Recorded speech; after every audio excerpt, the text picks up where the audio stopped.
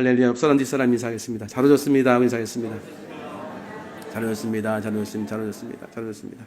실패해도 돌아가면 쓰임받습니다. 실패해도 돌아가면 쓰임받는다는 제목으로 하나님 말씀 전하겠습니다.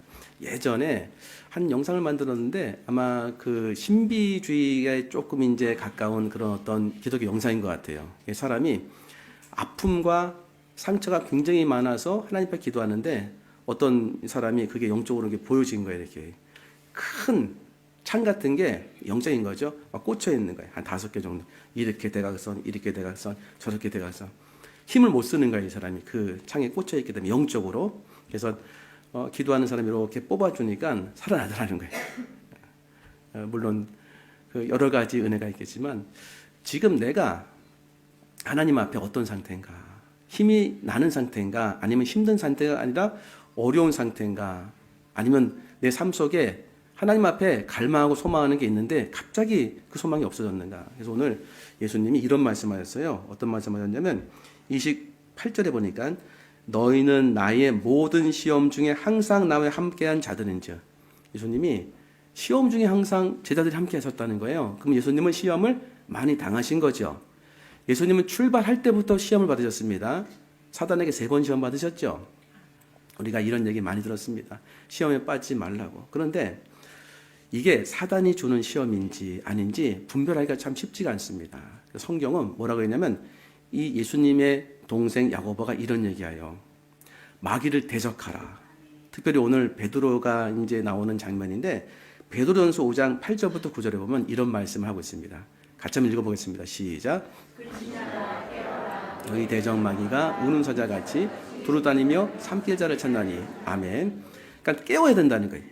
내가 영적으로 깨어서 대적 마귀가 너를 지금 흔들고 있기 때문에 우는 사자같이 두루다니며 삼킬 자를 찾고 있어서 너에게 지금 안 좋은 영향을 펼치고 있기 때문에 이거랑 싸우라는 얘기죠. 그 다음 구절에 나옵니다. 9절 시작. 너희는 그를 대적하라. 세상에 있는 너희 형제들도 동일한 고난을 당하는 줄을 알미라. 욥기서도 나옵니다. 살짝 하나님께서 천국의 어떤 모습 보여주시는데 하나님이 계신데 사단이 이렇게 와요. 어디 갔다 왔냐고 물어보시니까 여기저기 두루 다니고 왔다는 거예요. 여기저기. 뭐 있겠습니까? 사자처럼 두루 다니며 삼키자를 찾는 거죠. 그래서 삼키자를 찾았을 때 그 공격하는 일이 벌어지겠죠. 대적하라고 말합니다. 그럼 대적하는 게 도대체 뭔가? 사단을 대적하고 마귀를 대적하는 것을 어떻게 해야 되는 건가? 오늘 그것을 말씀을 드리려고 합니다. 3가지로 살펴보겠습니다. 첫 번째 메시지 같이 읽겠습니다. 시작. 사단의 시험을 분별해야 한다. 이게 사단이 나에게 주는 공격이고 유혹이고 관계인지를 알아야 대비책을 세우지 않겠습니까? 근데 예수님 보시면 오늘 누가복음 22장의 배경은 어떤 배경이냐면 예수님이 십자가에 달리시기 전날 밤에 마지막 식사하셨죠? 초유의 만찬. 초유의 만찬하면서 성찬식도 하신 거 기억나시죠? 성찬식 하기 전에 세족식도 하셨다. 그러면 은혜가 충만한 상태다. 기쁨이 충만한 상태다. 발을 닦여주시면서 이렇게 은혜를 나누셨는데 제자들의 마음속에 얼마나 기쁨이 있겠어요. 그런데 너무 놀랍게 이렇게 은혜가 넘치는 상황 가운데 누가 크냐는 논쟁이 일어났어요. 제자 가운데. 이거 보면서 깜짝 놀랄 만한 어떤 그런 일이 일어난 거죠. 제가 읽어드릴게요. 잘 들어보세요.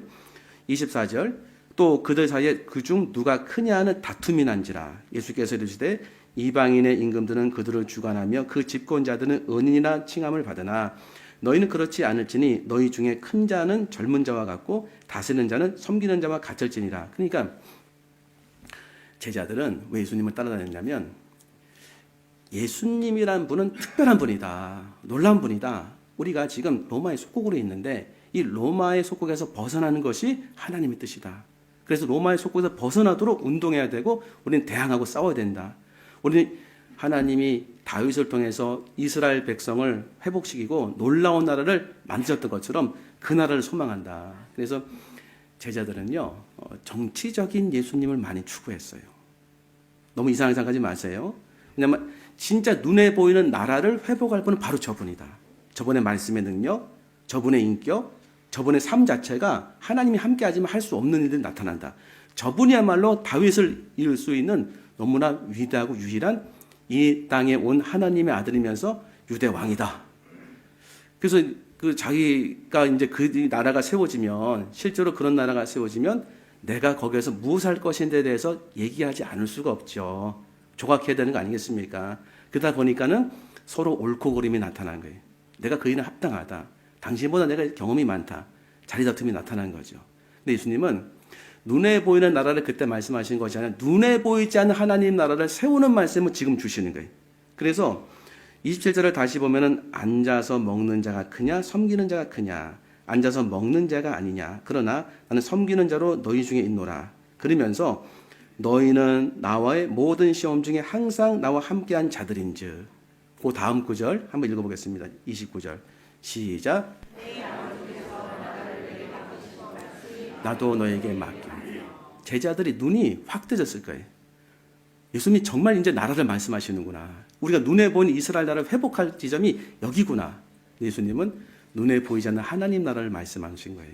이게 차이가 있는 거죠. 그러면서 이와 같이 제자들의 귀에 들릴 만한 나라를 말씀하시면서 결정적인 말씀하세요. 30절에 시작. 너희로 또는 보좌에 앉아 이스라엘 12지파를 다스리게 하려 하노라. 너무 얼마나 이게 가슴이 뜨거워졌겠습니까? 아, 예수님이 정말 이제는 이 땅의 지도자로 본인이 생각하시고 우리를 세우시는구나. 이 나라를 회복하시는구나. 눈에 보이는 나라가 나타났어요. 예수님은 눈에 보이지 않는 하나님 나라를 지금 말씀하시니 큰 차이죠. 큰 차이. 그래서 이런 마음이 뜨거워진 사람 중에 제일 뜨거워진 사람이 베드로였어요. 왜냐하면 베드로는 그 당시에 많은 학자들이 열심당이다. 열심당은 칼을 차고 다니면서 로마의 속국으로부터 무력이나 폭력을 써서라도 해방하는 것이 하나님의 뜻이다. 하나님의 이름으로 로마로부터 우리는 나와야 된다. 그래서 실제로 과격한 운동을 많이 했어요. 그러니까 베드로가 이 말 딱 들었을 때 뜨거워지는 거죠, 이제. 그리고 실제로 베드로가 칼을 쓴 적이 있습니다. 이제 조금 지나서 이제 가룟 유다가 예수님을 잡는 앞잡이가 돼서 오잖아요. 그 옆에 대제사장의 종 말고가 있었습니다. 칼을 빼가지고서 목을 치려고 했던 것 같아요. 치다가 그 귀를 잘랐거든요. 유명한 말씀하셨죠? 칼을 도로 칼집에 꽂아 넣어라. 말씀하신 겁니다. 그러니까 이 베드로가 열정적이면서 그리고 나라를 회복하려는 일에 헌신하는 그런 사람이었기 때문에 나라를 말씀하셨을 때 굉장히 뜨거웠을 거예요. 그런데 이 지점에서 예수님 이런 말씀하세요. 이 지점에서 31절 시작. 시몬아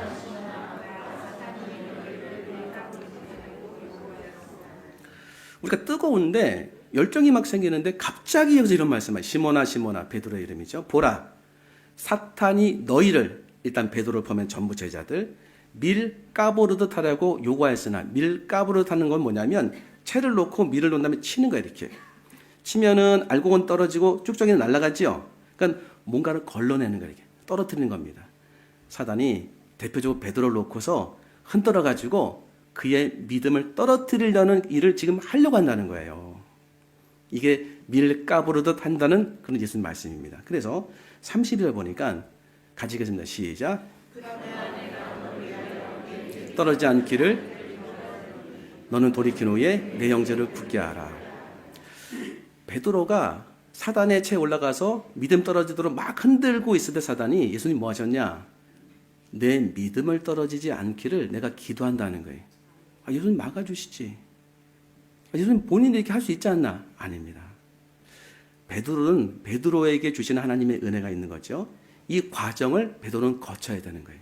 우리도 마찬가지죠. 예수님이 이렇게 많은 시험을 받으셨습니다. 사단이 없으면 시험을 받을 이유가 없지요. 근데 예수님이 오시기 전까지는 사단이 존재할 수밖에 없습니다. 왜? 그 사단의 악한 영향을 받았던 사람들을 하나님이 치료하시려고 알곡을 이렇게 잘 보호하시려고 쭉정이를 떼다가 알곡까지 다친다고 성경은 말하고 있습니다. 이게 뭐냐면 너무나 많은 상황 속에 사단과 연결되어 있어서 하나님이 사단을 없앨 때 잘못하면 나도 상해를 받을 수 있다는 거예요. 예수님 오셔서 마지막에 없애는 거죠. 그런데 주님 이런 말씀하세요. 내가 너의 믿음이 떨어지지 않기를 기도한다. 돌이킨 후에 이건 뭐냐면 회개한 다음에 그게 뭐다? 베드로가 실패했다는 거예요. 자기 믿음을 지키는 거. 돌이킨 후에 내 형제를 굳게 하라. 그러면 중요한 가르침이 있는데 사단이 베드로를 채에 올려놓고 흔드는 게 도대체 어떤 것이었나? 베드로는 어떻게 흔들림을 받았는가? 아니 어떻게 흔들려가지고 떨어졌는가? 이걸 잘 살펴서 내가 안다고 한다면 영적 지식이 돼서 나도 대비할 수 있지 않겠습니까? 근데 나와요. 성경에 보니까 33절에 한번 읽어보겠습니다. 베드로가 얘기합니다. 시작. 그가 말하되 죽는 데에도 가기를 각오했나이다. 예수님이 너는 나를 부인한다고 얘기하셨는데도 절대로 이제 그렇지 않을 거라고 얘기하는 거예요. 자기 확신에 찼죠. 34절 시작. 이르시되 오늘 닭 울기 전에 내가 3번 나를 모른다고 부인하리라 하시니라. 자, 그러면 베드로가 어떻게 넘어지는지 보겠습니다. 54절 같이 읽겠습니다. 시작. 베드로가 멀찍이 따라가니라. 멀찍이 10m에서 30m 사이, 대략 20m. 그러니까 여기서 딱 보면은 저 방송실보다 조금 더 뒤에 있는 거리. 그러니까 육안으로 보면은 베드로의 표정이나 베드로의 얼굴을 읽을 수 있는 거예요. 구별할 수 있는 거죠. 그 정도 거리에 떨어진 거예요, 지금. 55절. 시작. 베드로도 그 가운데 앉았더니. 그럼 지금 상황 어떤 상황이냐면 공포스러운 상황이에요. 우린 지금 못 느끼지만 예수님 붙잡혀 갔어요. 법정에. 지금도 법정은 별로 그렇게 기분이 좋지 않습니다. 그렇죠? 그러니까 공포스러운 상황 속에서 베드로는 자신이 베드로를 예수님을 따라가지 못하고 이렇게 따로 나와서 마치 숨어 있듯이 불을 쬐고 있는 거예요. 이렇게. 불을 피우고 함께 앉은지라. 베드로도 그 가운데 앉았더니 55절 시작. 주목하이르되 이 사람도 그와 함께 있었느니라 하니. 한 여자가 베드로가 불빛을 쬐는 걸 보고서 그를 주목해 딱 보고서 이렇게 얘기하는 거예요. 이 사람도 그와 함께 있었다. 이 사람도 그와 함께 있었다. 말이 막 들린 거죠. 베드로가 놀랐겠죠. 57절 시작. 이 여자여 내가 그를 알지 못하노라 하더라. 부인하기 시작한 거죠. 여기서 베드로는 순간적으로 갈등했었을 거예요. 그런데 순간적으로 갈등할 수도 있지만은 나도 모르게 튀어나올 수도 있어요. 나도 모르게 급하다 보니까 나도 모르게 그런 마음이 없었지만 입으로 확 튀어나온 거예요. 그 다음에 다시 번복하면 되는데 번복이 안 되는 거죠. 이제. 이 여자가 딱 얘기하는데 나 모른다고 얘기하는 거예요. 첫 번째 58절 시작. 베드로가 이르되 이 사람아 나는 아니로라 하더라. 첫 번째 여자보다 요 사람도 두 번째 여자예요. 여자가 좀 더 강하게 얘기해. 너도 그 도당이라. 베드로 강하게 부인합니다. 아니야 이 사람아 난 아니로다 하는 거죠. 세 번째 나옵니다. 59절 시작. 이는 갈릴리 사람이니 참으로 그와 함께 있었니라. 1시간쯤 지나 있다가 한 사람이 강하게 얘기해. 장담한다. 이 사람 갈릴리 사람이다. 내가 그와 함께 있었다. 내가 보장한다 얘기죠. 1시간쯤. 1시간 하면 뭐 떠오르는 거 있지 않습니까? 예수님이 겟세마네 동산에서 몇 시간 기도했죠? 3시간. 1시간씩 3번, 3시간. 이 1시간 느낌이 오지요? 그러면 두 번이나 지금 부인한 베드로는 기도할 수 있는 시간이 있다는 걸 성경은 암시하고 있는 거죠. 근데 기도가 안 나온 거예요.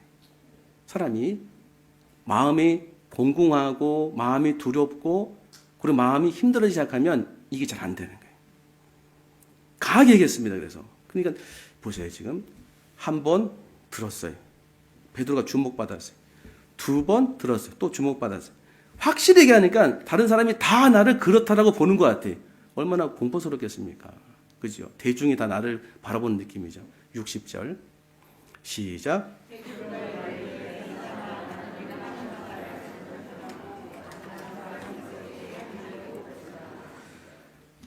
이 사람아.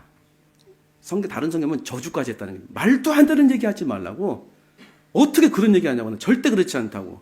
1시간 지났어요 지금. 그러니까 이게 감정상의 어떤 극복의 시간도 될 수 있지만 안 된 거예요 지금요.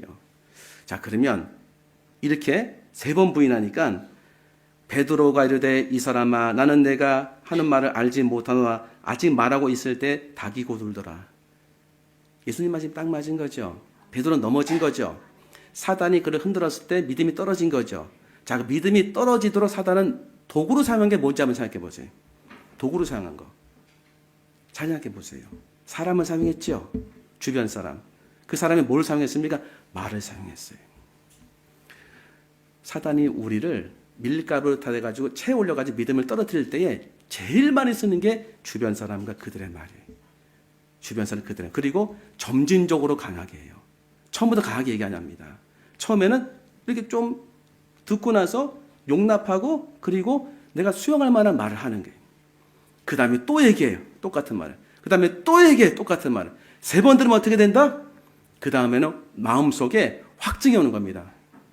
두려운 사람은 두려움에 공포가 몰려오는 거죠. 그래서 내가 사단이 나를 흔들어서 믿음을 떨어뜨리려는 지금 시험인가 아닌가는 어렵지 않게 할 수 있습니다. 내 안에 사람의 말로 가득 채워지는 거예요. 사람의 말로. 사람의 말로 가득 채워지고 그 사람들이 내 안에서 없어지지 않는 거예요. 사단이 이렇게 베드로를 넘어뜨렸어요. 돌아봐야 되는 거죠. 이 첫 번째 메시지. 두 번째. 같이 읽겠습니다. 시작. 믿음의 방패를 들어 불화살을 막아야 한다. 자, 그러면 성경은 원인이 있으니까 어떻게 해결할 해결책을 알려줬어요.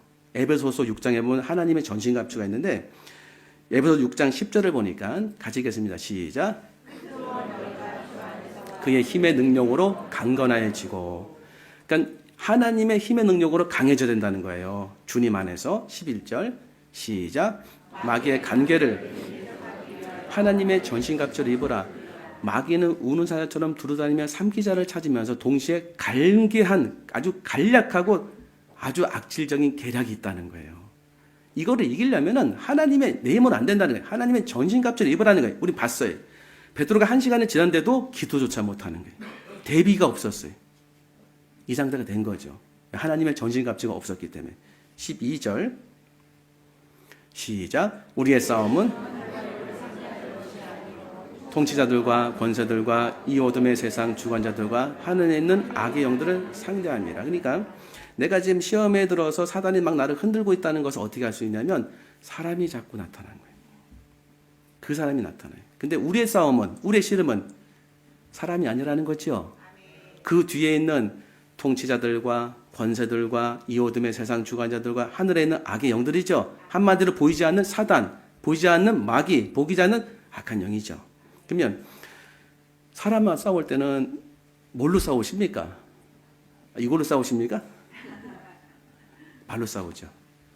말로 싸우죠. 그럼 말로 내가 싸우고 있는 것을 알기 시작하는 거예요. 내가 눈을 감아도 싸우고 있어, 그 사람이랑. 눈을 떠도 싸우고 있어요. 집에 가도 싸우고 있고 또 길가도 싸우고 있고 내 안에서 막 일어나는. 그러면 사람의 말이 내 안에서 끊임없이 나타나는 것이 지금 사단이 나를 흔들고 있는 겁니다. 그렇죠? 하나님의 전신갑주를 입어가지고 싸우는 방법은 도대체 뭘까요? 사람과 사람이 싸울 때는 말로 싸워야 돼. 그러면 보이지 않는 악한 영과 싸울 때는 뭘로 싸워야 될까요? 기도로 싸워야 돼. 기도로. 보이지 않기 때문에. 그래서 하나님이 주시는 은혜가 있는데 13절 보니까 그러므로 하나님의 전신갑주를 취하라. 이 악한 날에 너희가 능히 대적하고 모든 일을 행한 후에 서기 위함이라. 자, 그래서 전신갑주 중에 사단이 공격하는 공격용 무기가 있어요. 그 공격용 무기만 알아도 넘어지지 않습니다. 에베소서 6장 16절 한번 읽어보겠습니다. 시작. 이로써 능히 악한 자의 모든 불화살을 소멸하고. 이 불화살은 불로 만들어진 화살입니다. 그 화살이니까 날아가는 거 아니에요, 이렇게 날아가는 거죠. 그러면 베드로가 쓰러지는 과정을 통해서 보면은 사단의 공격을 받은 거죠. 근데 뭘로 공격받았습니까? 주변 사람들의 말을 썼어요.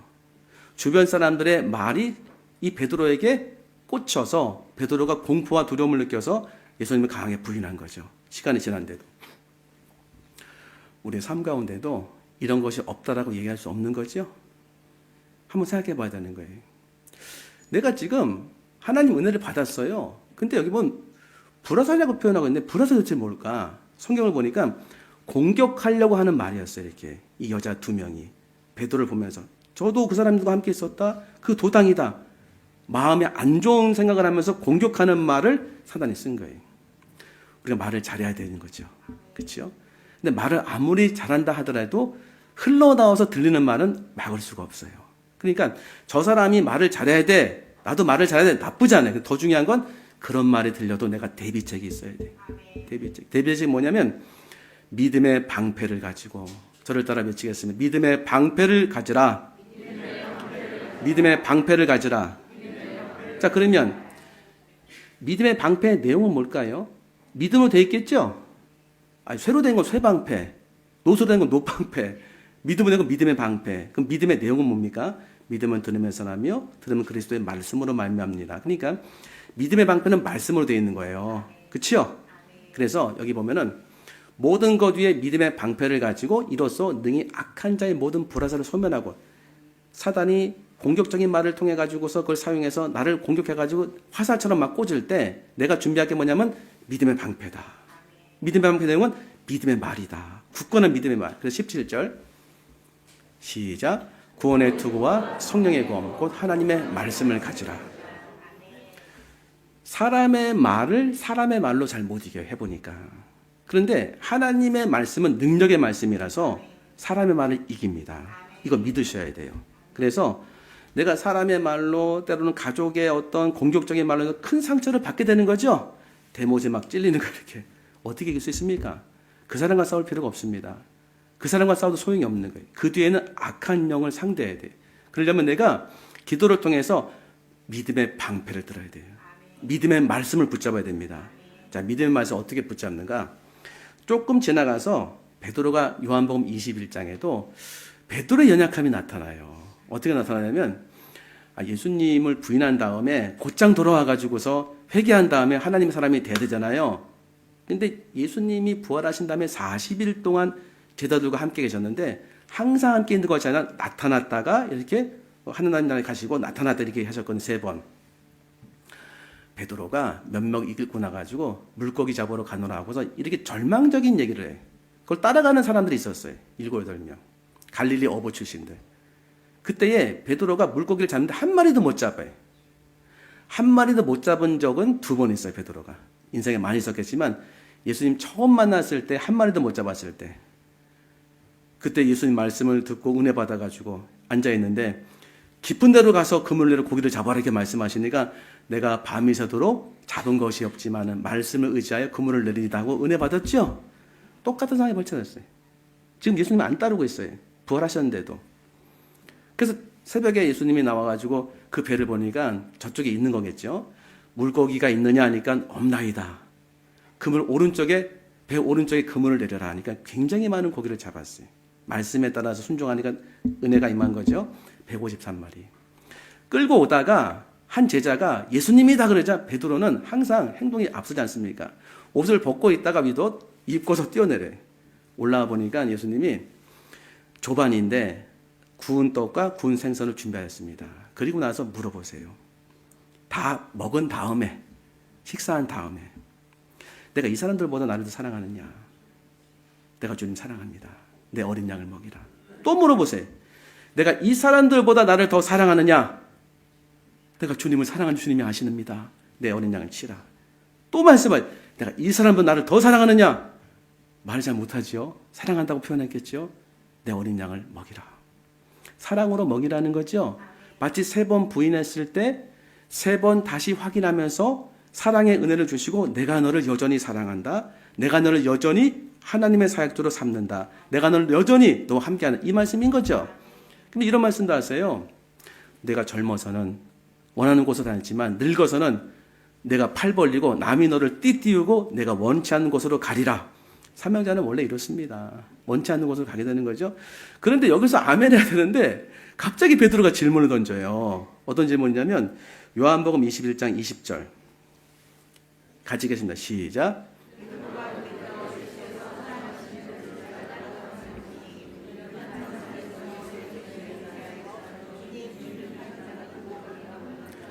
베드로가 돌이켰어요. 돌이키는 것도 여러 가지 하여튼요. 예수께서 사랑하시는 그 제자가 따르는 것을 보니 뒤에 보니까 사랑하는 제자는 누구면 요한이에요. 지금 요한복음이거든요. 요한복음의 저자는 요한이다. 그러니까 자기를 좋게 표현한다. 그래서 예수께서 사랑하시는 그 제자 자기예요. 베드로가 요한을 딱 보니까 뭔가 생각이 나는 거예요. 그는 만찬석에서 예수의 품에 의지하여 주님을 파는 자가 누구오니까 묻던 자더라. 이게 좋아 보일 수도 있지만 좋지 않게 보일 수도 있습니다. 왜? 제자들은 같은 레벨에 있어요. 마지막 식사한 다음에도 누가 크냐고 서로 경쟁했던 존재들입니다. 그러니까 저 사람이 잘 되면 내가 기뻐야 되는데 기쁘지 않을 수 있다니까요. 그런 의도에서 그런 마음으로 이제 주님께 묻는 거예요. 21절에 이렇게 질문합니다. 시작.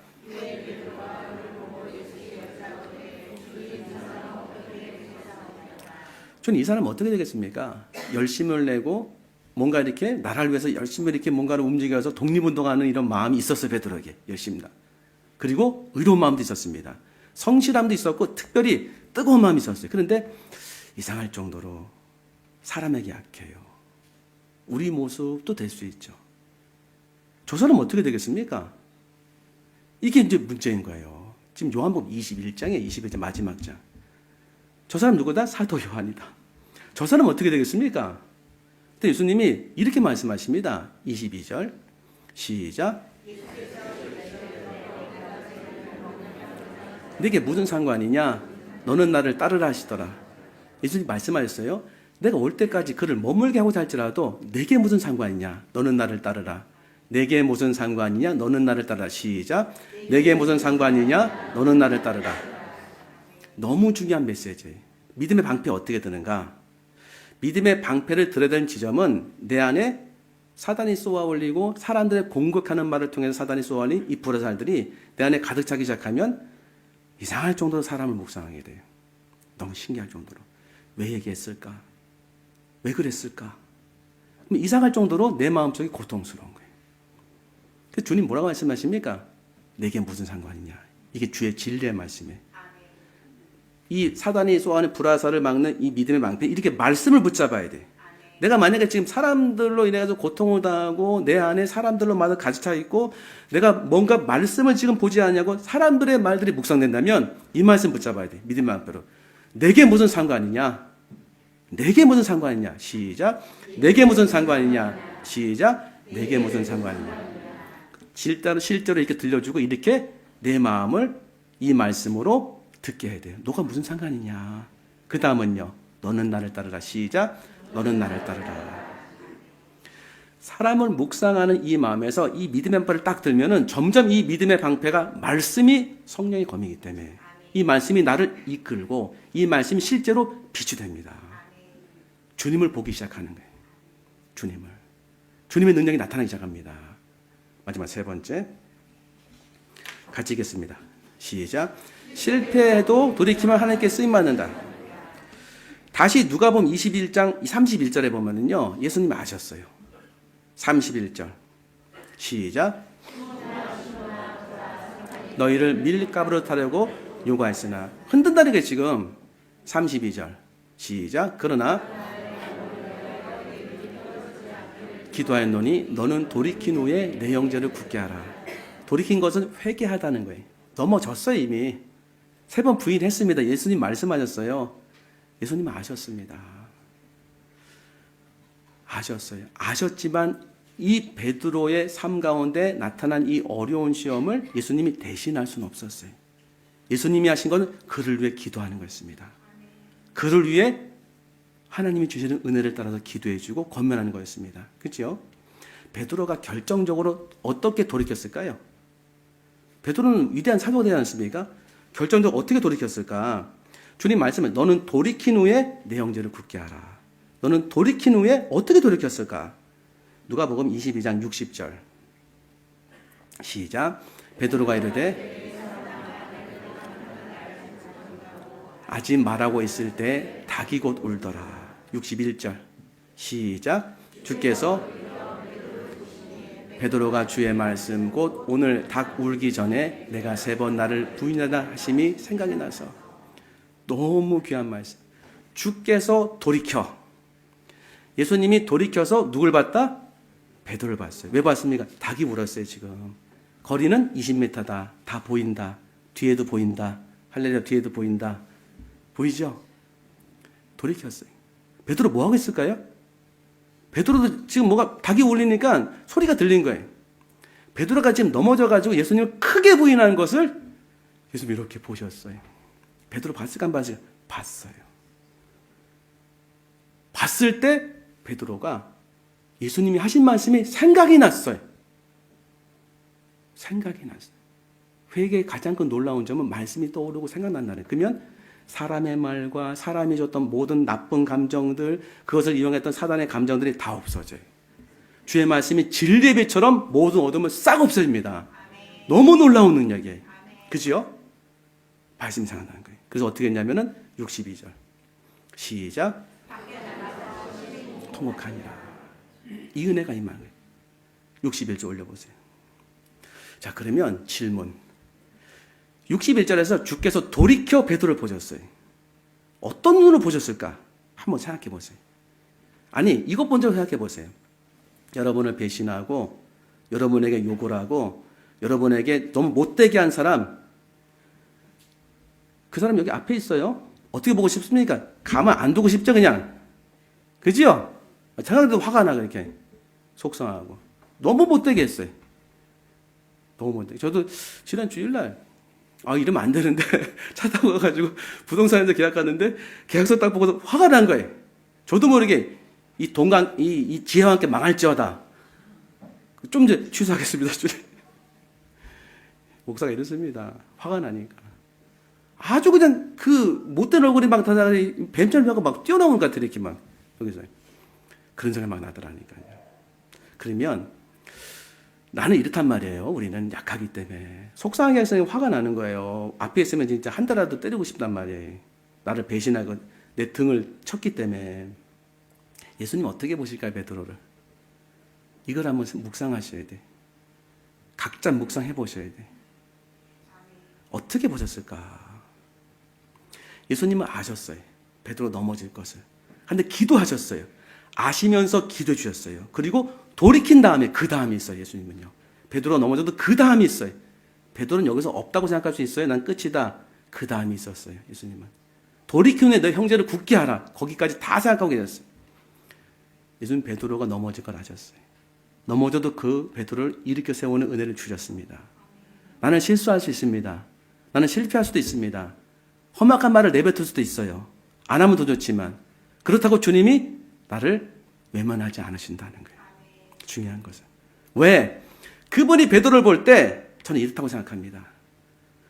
너무 안타깝고 화가 나는 게 아니라 너무 안타깝고 불쌍하고 그리고 그가 지금 시험을 봤는데 너는 지금 확신해가지고 너가 그냥 할 수 있다고 막 얘기했지만은 너는 곧 쓰러질지 모르는구나. 나는 기도하고 있다. 쓰러지지 말라고. 시험을 견뎌야 된다. 시험을 이겨야 된다. 시험은 대신 쳐줄 수가 없던 거예요. 애들이 시험 보지 않습니다. 대신 못 쳐요. 그렇죠?